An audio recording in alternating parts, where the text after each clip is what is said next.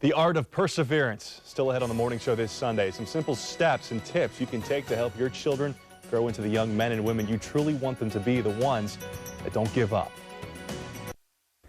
7:54 this morning. As parents, you hope to raise your kids into strong men and women. In today's society, it's more important than ever to start teaching them how to be strong, honest, and to persevere at a young age. This morning, we have Chevy Davalos, social worker and director of Project Prepare and Independent Living Services over at Daniel, to give us some insight on teaching kids the art of perseverance. So this is something that adults struggle with. Persevering.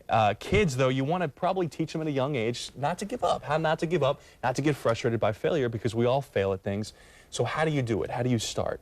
Well, at Daniel, we not only focus on the parents, but we focus on anyone who's working with youth. Coaches, teachers, youth group leaders, anyone who's working with a youth should really start teaching perseverance at an early age. And the key thing, I think, is to give a child the information that they're going to need early on. To take on a challenge or to complete a goal. Lay out the time frame. Lay out what they're going to need to do to accomplish that goal. What's the time and the energy they're going to have to put into it.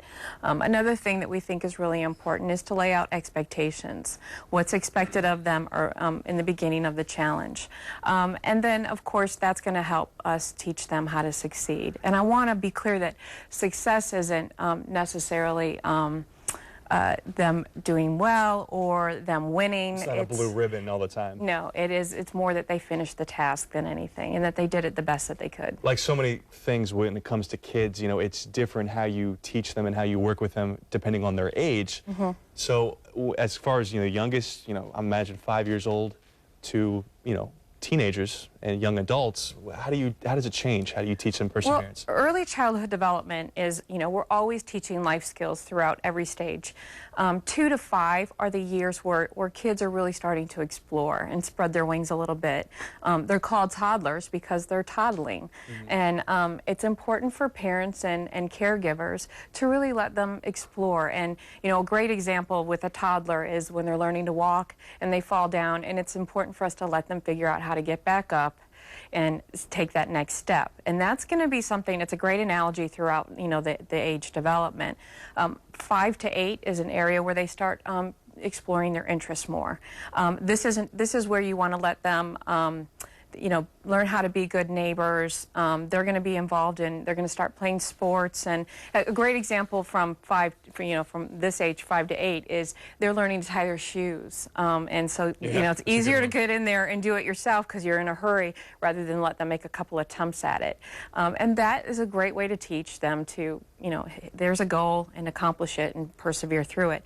And 8 on up, 8 into adolescence, this is an area where you're really teaching them that this is a coping skill and it's a life skill. It's something that they're going to take with them into college, into employment, into whatever their life journey is. Perseverance, you know, setting these little goals, meeting each goal, overcoming challenges and obstacles is really important for them for the rest of their life. Most parents have been through this. I dare say all parents who have children have this when they pick up a violin, they take karate lessons, horseback riding, Little League baseball. And the kid says, I don't want to play. I don't want to finish out the season. I want to drop the instrument. I want to quit. So what do you do when your kid comes to you with that?